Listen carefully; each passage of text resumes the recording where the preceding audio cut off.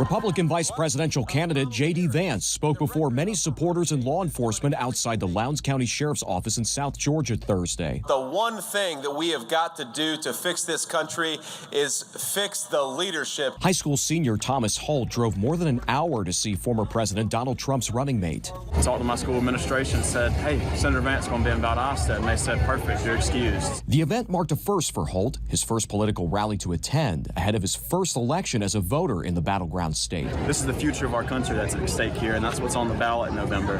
And also, I feel like the more civically engaged you are, the more you should want to do this stuff. After Vance touched down in Valdosta Thursday, Everything, yeah, a lot of glazed here, some sprinkle stuff. we followed him as he visited a local donut shop. Hey guys, how are you? Good to see you all. And greeted GOP supporters. So where are we here? Wow, that's a ton of weed.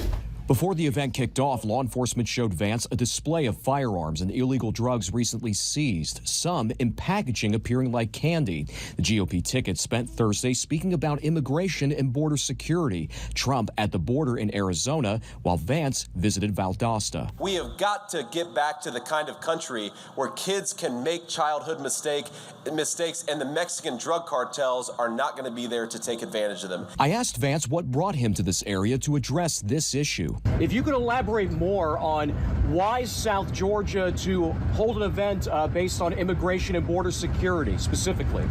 What is unique about South Georgia and the effect of the policies of Kamala Harris is the wide open southern border, because you have that intersection of I-10 and I-75 here, very close by. It creates a lot of space for the drug traffickers and for the sex traffickers and the human traffickers. I mean, you have crime happening in this beautiful small town that would have never happened if Kamala Harris had actually done her job. In response to Vance's visit, the Harris campaign sent us this statement saying, in part, while Trump and Vance are dividing Georgians, Vice President Harris is bringing people together. We turned Georgia blue for the first time in 3 decades in 2020, and we're building the campaign we need to win the state again in 2024. It's a privilege and an honor to have him join us today. Lowndes County resident Mark Wilson believes support for candidates this election season is important, an election season that Holt won't soon forget. To be able to get out here and feel like I'm a part of something and contributing is really something that it's a good feeling. And as for what's next for the campaign this week, we do know the former president will be holding a rally in Glendale, Arizona, and an event in Las Vegas on Friday. In Valdosta, Zak Dahlheimer, WCTV Eyewitness News. Well, good evening, Jacob. If you often vote by mail, you know that 2 groups heavily involved with making sure that you get your ballot and then getting it counted once you vote are your local supervisor of elections office and the post office. But one group you may not be familiar with is the U.S. Postal Inspection Service. That is the federal law enforcement arm of the USPS. That ensures election mail, including ballots, are delivered safely and securely. Leon County Supervisor of Elections Mark Early has been working with regional post office management for a long time leading up to the election, making sure everyone is prepared, especially when it comes to handling vote-by-mail ballots.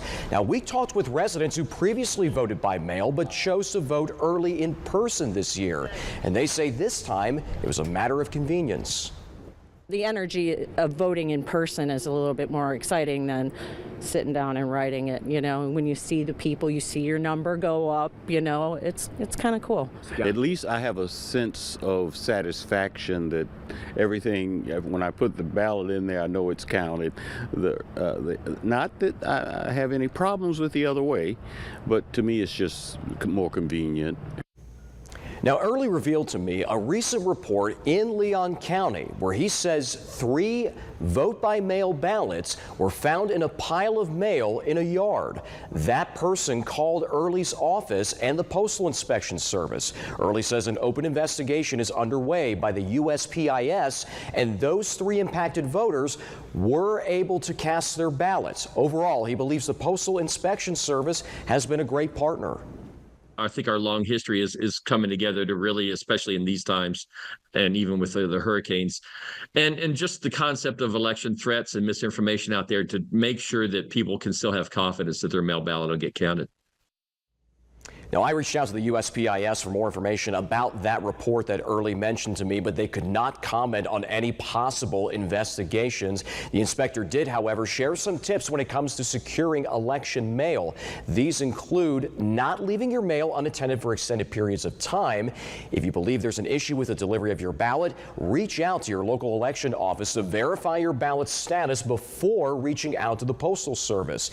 If you see something suspicious near a mailbox, call the police immediately and then report it to postal inspectors. That number you see right there on your screen. Now, Early also mentioned some new things for vote-by-mail ballots in Leon County. In addition to his staff going to post office locations to get ballots to make sure they're counted, he says this year the post office is being more proactive by sending carriers with ballots to the Supervisor of Elections office to make sure that they meet that 7 p.m. election night deadline, Jacob.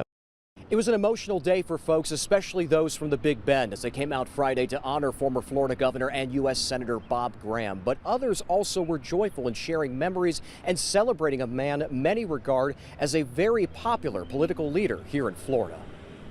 Friday, former Florida Governor and U.S. Senator Bob Graham made one last trip to a place he spent many years, lying in state at the Florida Historic Capitol Museum after passing away last Tuesday at the age of 87.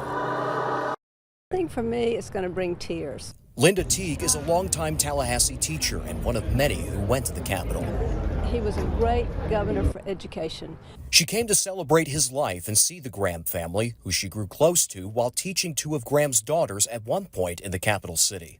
One time, the governor invited the student government class over to the mansion for a cookout, and we walk in, and who's doing the cooking but the governor, and sits there and talks to us and the students, just like we're family. Leon County Commissioner Carolyn Cummings worked for the state under Graham's administration. For her, Friday was filled with nostalgia as she delivered a proclamation from the county commission to honor Graham, a man she believes looked at public service not just as a vocation, but as a passion. I think most of us will remember him as a distinguished public servant who wanted to make a difference in the lives of all of us, and I believe he certainly did make a difference in many of our lives.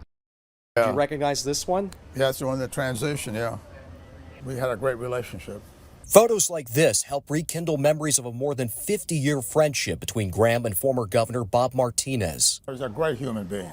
Martinez was elected after Graham's time in Tallahassee and took over after his and Governor Wayne Mixon's administrations in 1987. One thing that stands out to him was Graham's hundreds of work days while in public office. That kind of brought you down to where everybody is. Everybody's a worker of some kind. And as a result of that, I believe people began to relate to him because they felt he was like them to a great degree. And following Friday's events here at the Historic Capitol Museum, Graham was taken over to Oakland Cemetery here in Tallahassee, not too far away from the governor's mansion, for a private ceremony. In Tallahassee, Zak Dahlheimer, WCTV Eyewitness News.